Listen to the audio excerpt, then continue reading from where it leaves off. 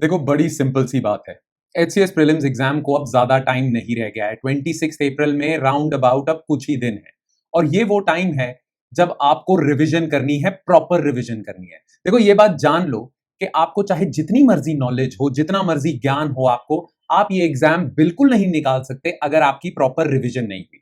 तो अभी भी अगर आप सिर्फ पढ़ ही रहे हो, रिवीजन वाले मोड में नहीं आए हो, तो बहुत बड़ी बेवकूफी कर रहे हो। जितना मर्जी पढ़ लेना, ये पेपर आपका क्लियर नहीं होगा। अब देखो मैं किस लिए ये वीडियो बना रहा हूं, क्योंकि रिवीजन की भी ना बहुत सारी स्ट्रैटेजीज होती हैं, बहुत सारे तरीके होते हैं। आपको कौन सा तरीका अपनाना चाहिए ताकि इस एग्जाम के लिए आप परफेक्टली रेडी हो? इसके लिए मैं बस 5 से 10 मिनट लूंगा आपके, तो ज्यादा टाइम नहीं लूंगा। ये 5 से 10 मिनट आप मेरे साथ एक बार स्पेंड कर लो, तो आपको आइडिया हो जाएगा, आपकी स्ट्रैटेजी बन जाएगी कि अब रिवीजन करने कैसी है। ठीक है, ये बहुत ज्यादा जरूरी है। बिना प्रॉपर रिवीजन के आप नहीं निकाल पाओगे। प्रीलिम्स एक तो वैसे ही बहुत टफ होता है, ऊपर से एचपीएससी ने अपना लेवल भी ऊंचा कर दिया है, और तीसरा कंपटीशन भी बहुत ज्यादा हो गया है। तो इसीलिए रिवीजन की स्ट्रैटेजी परफेक्ट होनी चाहिए। अब देखो हमारा ऑलरेडी एक बैच चल रहा है जिसका नाम है एचसीएस प्रीलिम्स गरुड़ बैच। तो मेरे जो गरुड़ बैच के स्टूडेंट्स हैं उन्हें ये वीडियो देखने की जरूरत नहीं है। ये बैच ऑलरेडी ही रिवीजन बैच था। ये सारी जो चीजें मैं शेयर करूंगा ये ऑलरेडी आप कर रहे हो। ठीक है, तो आपके लिए नहीं है, पर ये हमारे उन YouTube सब्सक्राइबर्स के लिए है, उन YouTube व्यूअर्स के लिए है जो हमें देख तो काफी समय से रहे हैं पर गरुड़ बैच में नहीं है और रिवीजन अभी चाहिए उन्हें, क्योंकि टाइम ज्यादा नहीं रह गया है। So this is for those people who are not our Garud batch students. 5 से 10 मिनट लगेंगे, पर आपको एक प्रॉपर रिवीजन का रोड मैप मिल जाएगा। आपने बस उस पर ब्लाइंडली चलना है, वो चीजें आपने करनी है और आप बहुत अच्छे से रेडी हो जाओगे। ठीक है, तो थोड़ा सा मुझे टाइम दें। अब देखो ध्यान से सुनो, रिवीजन कैसी होनी चाहिए, और ये आज ही से आपने स्टार्ट कर देना है। ठीक है, आज ही से शुरू कर देना ये प्लान।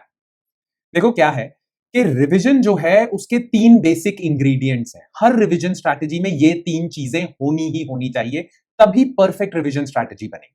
तो पहले इस चीज पे नजर डाल लेते हैं कि वो 3 चीजें क्या हैं। और देखना जब मैं बताऊंगा अभी बहुत सिंपल है, बहुत सिंपल है। इनफैक्ट सबको ऑलरेडी पता ही होता है इसके बारे में, पर कोई ना कॉन्फिडेंटली ये तीनों चीजें अपनी रिवीजन स्ट्रैटेजी में इंक्लूड नहीं करता है। ठीक है, तो चलो देखते हैं फिर। सो परफेक्ट रिवीजन के लिए ये 3 सिंपल चीजें हैं, और आप देख के ही बता सकते हो। ये ले, आप में से बहुत लोग कहेंगे कि ले ये तो मुझे पहले ही पता था, पर सुनना मेरी पूरी बात, आपको समझ आ जाएगा। देखो सिलेबस आपका बहुत ज्यादा है और रिवाइज करने में भी बहुत ज्यादा टाइम लगेगा, तो एक आपका ना एग्जॉस्टिव रिवीजन टाइम टेबल होना चाहिए। ठीक है, उसी टाइम टेबल में आप करो रिवीजन तो ज्यादा सेंस बनाएगा। नहीं तो चीजें तो बहुत पड़ी हैं रिवाइज करने की, सीधा ही ब्लाइंडली कूद पड़ोगे तो कंफ्यूज ही रहोगे, खिलारा ही पड़ा रहेगा। आपका जो स्टडी रूम है या जहां भी आप पढ़ते हो वो बिखरा बिखरा ही रहेगा। तो इसीलिए एक प्रॉपर टाइम टेबल होना चाहिए जिसमें आपके डेली टारगेट्स हों, वीकली टारगेट्स हों। वो टारगेट फॉर्म में करोगे तो बेटर रहेगा। और इस चीज में तो बिल्कुल मत पढ़ना कि दिन के इतने दिन रिवीजन करनी चाहिए, 4 घंटे करनी चाहिए, 6 घंटे। ये घंटों के हिसाब किताब में बिल्कुल मत पढ़ना, टारगेट्स के हिसाब किताब में पढ़ना। मैं बताऊंगा कैसे। ठीक है, तो एग्जॉस्टिव रिवीजन टाइम टेबल आपका होना चाहिए। प्लस प्रीलिम्स एक ऐसा एग्जाम है, मैं मेंस की बात नहीं कर रहा, क्योंकि मेंस तो तभी दोगे ना जब प्रीलिम्स निकलेगा। इसलिए अभी आपका पूरा फोकस प्रीलिम्स पे होना चाहिए। बिल्कुल अपने आप को प्रीलिम्स मोड में ले आओ। प्रीलिम्स आपका तभी निकलेगा जब आप इनफ एमसीक्यू प्रैक्टिस कर लोगे, और एमसीक्यू प्रैक्टिस बहुत ज्यादा जरूरी है। ये पेपर नॉलेज का नहीं है, एमसीक्यू प्रैक्टिस का ही है। क्योंकि बहुत बार ऐसा होता है सिर्फ नॉलेज लेके अगर आप पेपर में जा रहे हो तो बहुत सारी सिली मिस्टेक्स करोगे आप। 10 से 15 क्वेश्चन आपके इसलिए गलत होंगे क्योंकि आपने करेक्ट इनकरेक्ट नहीं पढ़ा, स्टेटमेंट ध्यान से नहीं पढ़ी, आता हुआ क्वेश्चन आपका गलत होगा।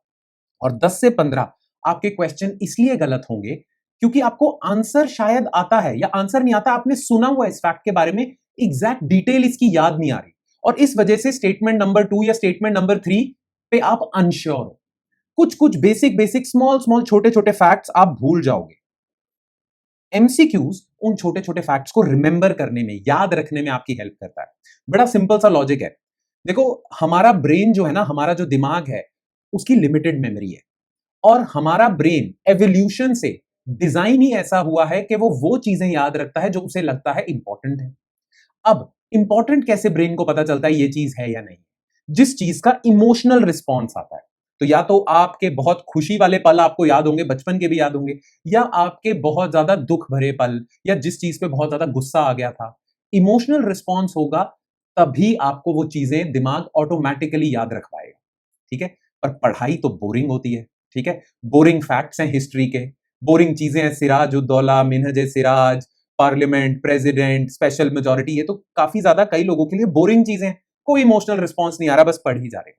यहां एमसीक्यूज आपकी हेल्प करते हैं। कैसे हेल्प करते हैं? आपने एमसीक्यूज प्रैक्टिस किए, अगर तो आपका एमसीक्यू सही हो गया तो एक कॉन्फिडेंस वाली, हैप्पीनेस वाली फीलिंग आती है कि यस, डोपामीन निकलता है आपकी बॉडी में, एक तरह का हार्मोन है जो मोटिवेशन देता है, और वो fact you tend to remember it, you generally tend to remember those happy memories and solving an MCQ is a happy memory। ठीक है, तो ये चीज आपके साथ होगी।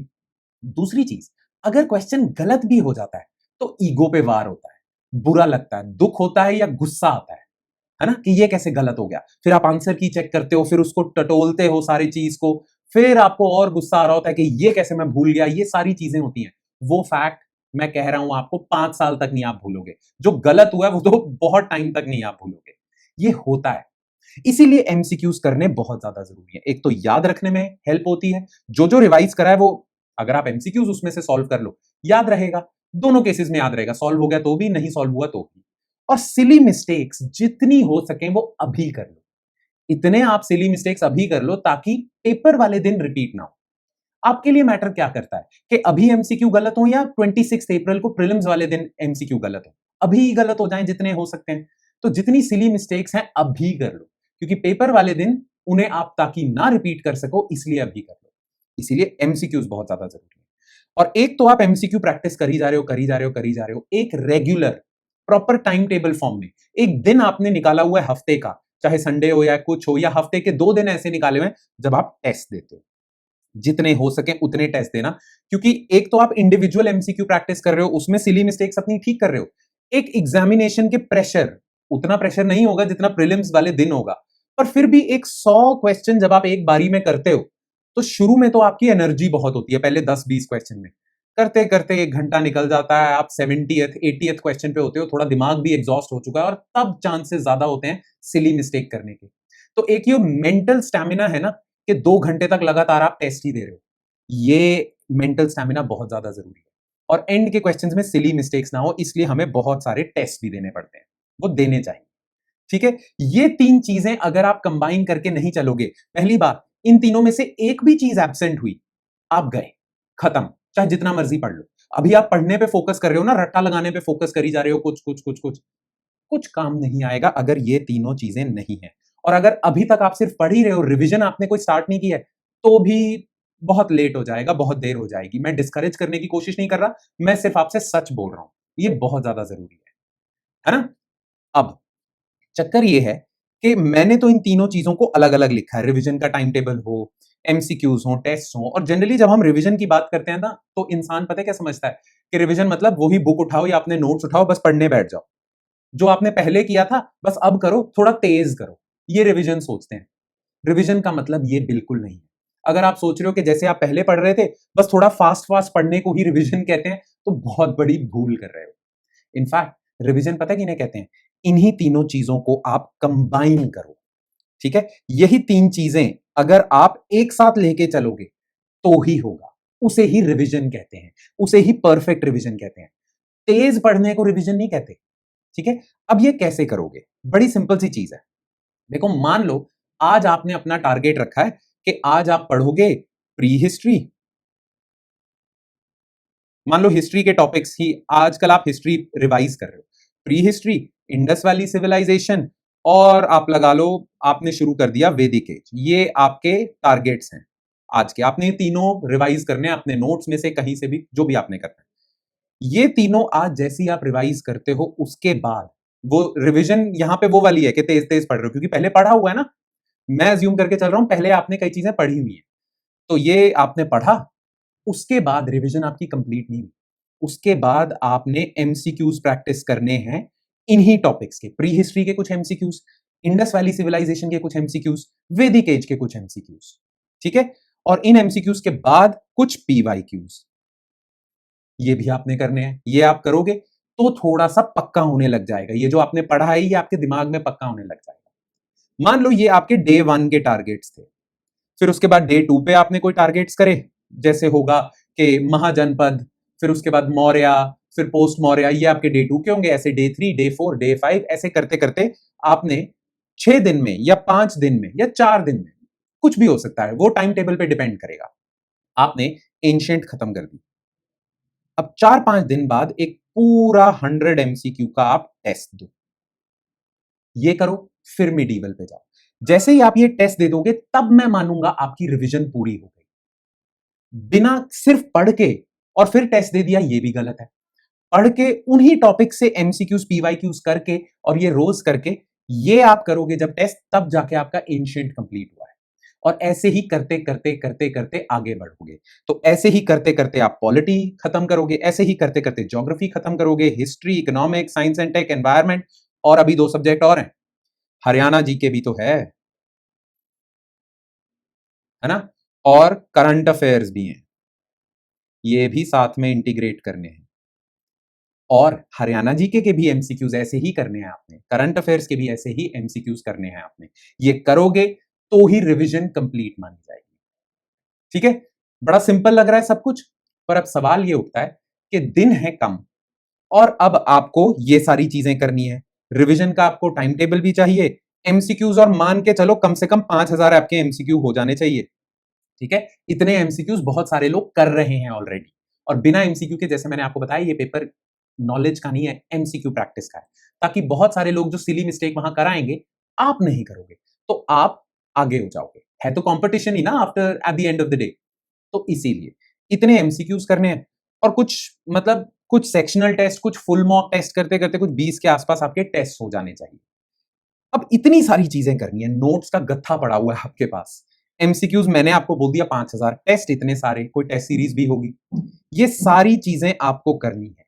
ये सारी चीजों का अगर आप प्रॉपर टाइम टेबल नहीं बनाओगे, जो कि बहुत रिजिड होगा, रिजिड से मेरा मतलब कि आप वायलेट नहीं कर सकते उसे। आप उस दिन ये नहीं कह सकते कि चलो आज के जो टारगेट्स हैं, आज जो टाइम टेबल में लिखा था कोई बात नहीं, अभी तो टाइम पड़ा है, कल कर लूंगा, नहीं, ये सब नहीं करना है। रिजिड टाइम टेबल है। रिजिड टाइम टेबल का मतलब ये है कि आपको, आपने जो आज करना था, आपने आज कर लिया। घंटों के हिसाब किताब पे मत जाना। ये मत सोचना कि आज मैं 10 घंटे पढ़ लिया, 10 घंटे पढ़े ऐसे कि टारगेट्स पूरे नहीं हुए। ठीक है, कुछ ही चीजें पढ़ पाए, सोचा था 10 चैप्टर कंप्लीट कर लूंगा, सिर्फ 2 ही हुए, पर 10 घंटों में 2 अच्छे से पढ़ लिए। ये सबसे घटिया अप्रोच है। घंटों के हिसाब किताब में पढ़ोगे, कहीं नहीं जाओगे। बिजनेस लाइक अप्रोच रखो, टारगेट्स कंप्लीट करो। चाहे 10 के 10 टारगेट आपके 2 घंटे में पूरे हो गए, वेरी गुड। और चाहे 2 टारगेट आपने करे हैं 12 घंटे लगा के, वेरी वेरी बैड। ठीक है, टारगेट वाली अप्रोच होनी चाहिए। तो एक प्रॉपर आपका रिजिड टाइम टेबल हो और उसको आप अच्छे से फॉलो कर रहे हो। अब देखो, फॉलो करने की भी ना एक टेक्निक होती है। टेक्निक ये होती है कि जनरली अगर हम खुद से ही सब कुछ कर रहे हैं ना, हम खुद ही को आंसरेबल हैं, सब कुछ खुद से ही कर रहे हैं, तो ऐसा आएगा दिन कि किसी दिन आप में एनर्जी नहीं है, थके हुए हो, या कुछ भी एक्स वाई जी रीजन हो सकता है, या दुखी बैठे हो, घर पे कुछ हो गया, कहीं और कोई प्रॉब्लम हो गई, आपने कहा आज का काम कल कर लो। तो ऐसा हो सकता है, और ऐसे करते करते ये रिजिड वाली चीज हट जाएगी। पर अगर आप अकाउंटेबल हो, ठीक है, अगर आप अकाउंटेबल हो, अकाउंटेबल का मतलब कि किसी को आंसरेबल हो, कोई आप पे चेक रख रहा है, तो कम से कम उसकी आंखों की शर्म के चक्कर में ना, आप चाहे लो भी फील कर रहे हो तो भी अपने टारगेट्स कंप्लीट कर लो। ये आंसरेबिलिटी इंपॉर्टेंट है। और इसी आंसरेबिलिटी के साथ जिस इंसान को आप आंसरेबल हो गए, अगर वही इंसान आपके डाउट भी सॉल्व कर दे कि इसका स्टेटमेंट 3(1) ओनली कैसे करेक्ट आ रहा है, मैंने तो ये पढ़ा था, ऐसे टाइप के छोटे छोटे डाउट्स आते हैं, वो भी हो जाएं, और कोई रास्ते में आपको इन प्रीलिम्स तक कोई गाइड भी करता रहे, तो चांसेस हैं कि ये आप रिजिड वाला जो वर्ड है, ये अच्छे से फॉलो कर पाओगे। ठीक है, तो अब देखो, जितने भी दिन रह गए हैं, पहले एक टाइम टेबल हो, उस टाइम टेबल के हिसाब से, उसी टाइम टेबल के अंदर जितने भी दिन रह गए, उसी टाइम टेबल के अंदर आपको सारे नोट्स रिवाइज करने हैं, 5,000 से ज्यादा एमसीक्यू करने हैं, और ऐसे ही करने हैं जैसे मैंने बताया है इसमें। और फिर उसके बाद आपको टेस्ट देने हैं। ऐसे करोगे तो जब तक 26 अप्रैल आएगा, आपका फाइटिंग क्या, बहुत स्ट्रॉन्ग फाइटिंग चांस होगा। क्योंकि एक बात मैं आपको बता दूं, मैक्सिमम लोग ऐसा नहीं कर रहे हैं। दिमाग में ना सबके वही घंटों वाला हिसाब किताब है।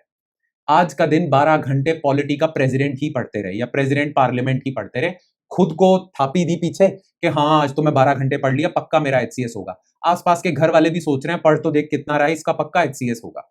ये सब आप कर लोगे, आसपास के दोस्त, आपके फैमिली मेंबर सब आपको कहेंगे वेरी गुड, इतना पढ़ रहा है तू, तेरा तो पक्का होगा। पर अंतरात्मा में शायद आपको पता होना चाहिए कि ऐसे तो ऑलमोस्ट सभी कर रहे हैं, सीरियस कैंडिडेट्स तो सभी ऐसा ही पढ़ रहे हैं, ठीक है। पर इससे होगा नहीं, पोस्ट लिमिटेड है। आपको स्ट्रेटेजिक स्मार्ट अप्रोच अपनानी पड़ेगी, और ये स्मार्ट अप्रोच है, चाहे जितनी सिंपल लग रही हो अभी, पर ये फॉलो करनी मुश्किल है। ये फॉलो कर लोगे तो ही चांस है, वरना पढ़ तो बहुत लोग रहे हैं, सीरियसली भी बहुत लोग पढ़ रहे हैं। मैं नॉन सीरियस की तो बात ही नहीं कर रहा, जिन्होंने सिर्फ फॉर्म भरा है। सीरियसली तो बहुत लोग पढ़ रहे हैं, और बहुत सारे 80% सीरियस का लोगों का नहीं होगा ये। क्यों? क्योंकि उन्होंने बस सोचा था कि मेहनत से चीज होती है, मेहनत आखिरकार रंग लगा, जो भी आप समझ लो, ठीक है, रंग लाती है। हाँ, मेहनत आखिरकार रंग लाती है, चाहे जो मर्जी हो, जैसी भी टाइप की मेहनत हो, करते रहो आप। ये सच नहीं है, ठीक है ना। अगर आप कोई कील ठोक रहे हो दीवार में, या दीवार में छेद सर मार के कर रहे हो, दोनों में फर्क होता है। ब्लाइंड मेहनत कहीं नहीं लेके जाती, बेवकूफी होती है, गधे वाली मेहनत होती है वो। तो इस बात का ध्यान रखना, मेहनत करो, बहुत करो, होगी मेहनत आपसे, पर स्मार्ट अप्रोच से करो। और ये वो स्मार्ट अप्रोच देखो, मोटे मोटे तौर पे आपको समझ आ गया आपको करना क्या है, पर एग्जैक्टली क्या करना है और हम आपकी कैसे हेल्प कर सकते हैं, ये जो मैंने चीजें आपको बताई हैं, ये एग्जैक्टली आप अपने स्टडिंग में रेप्लिकेट कर सको। ये करना कैसे है, हम आपकी कैसे हेल्प कर सकते हैं। देखो, अगर 15-20 दिन पहले आप मुझे मिलते तो मैं आपको कहता कि हमारा गरुड़ बैच ज्वाइन कर लो, बिना सोचे समझे गरुड़ बैच ज्वाइन कर लो। उसमें हमने इंटेलिजेंटली सारा टाइम टेबल डिजाइन करा है, और हम लगातार अपने स्टूडेंट्स के भी संपर्क में रहते हैं, अगर कोई पीछे रह जाए या आगे चला जाए, जैसे भी होता है, ठीक है। पर अब मैं नहीं आपको एडवाइस करता, अगर आपका अभी मन है गरुड़ बैच ज्वाइन करने का, तो मेरी एडवाइस होगी ना करना। इंस्टेड आप हमारा ये वाला बैच ज्वाइन करो, जिसका नाम है HCS MCQ एक्सप्रेस। इसमें वही टाइम टेबल है, इसमें आपको नोट्स भी एक्स्ट्रा दिए जाएंगे, तो किसी सब्जेक्ट के अगर आपके नोट्स मिसिंग है, तो आप हमारे नोट्स फॉलो कर लो। आपके टॉपिक वाइज एमसीक्यू डिवाइडेड हैं, तो आप टॉपिक पढ़ते हो, एमसीक्यू देते हो, और टेस्ट सीरीज इसमें इंक्लूडेड है, sectional test, full mock test, सब कुछ इंक्लूडेड है। और टाइम टेबल भी दिया जाएगा, वो मैं शुरू में ही बता चुका हूं। और याद है, मैंने अभी थोड़ी देर पहले कहा था कि आंसरेबिलिटी, अकाउंटेबिलिटी, है ना, किसी के मुंह की शर्म, जवाबदेही, ये सारी चीजें इंश्योर होंगी, तभी आसान होगा टाइम टेबल फॉलो करना। अगर आप सब कुछ अपने पे ही रखोगे, तो 1-2 दिन आप आगे पीछे हो जाओगे टाइम टेबल के। अब वो आंसरेबिलिटी कैसे इंश्योर होती है एचसीएस एमसीक्यू एक्सप्रेस में? वो ऐसे इंश्योर होती है कि हम आपके साथ रेगुलर गूगल मीट्स करते हैं, मैं करता हूं, हमारे सारे फैकल्टी टीम करती है रेगुलर गूगल मीट्स, तो वहां थोड़ी सी मुंह की शर्म हो जाती है। प्लस आप लोग व्हाट्सएप ग्रुप्स में होंगे, वो व्हाट्सएप ग्रुप्स हमने डाउट्स के लिए ही डिजाइन किए हुए हैं। आप हमारे गरुड़ बैच के जो व्हाट्सएप ग्रुप्स हैं, उन्हीं में ही आपको इंक्लूड किया जाएगा, तो गरुड़ बैच के स्टूडेंट्स को कोई डाउट है, आपको पता चल जाएगा, और आप भी उन उन ग्रुप्स में डाउट्स अपने शेयर कर सकते हो, ठीक है। ये सारी चीजें आपको मिलेंगी, और टाइम टेबल के साथ।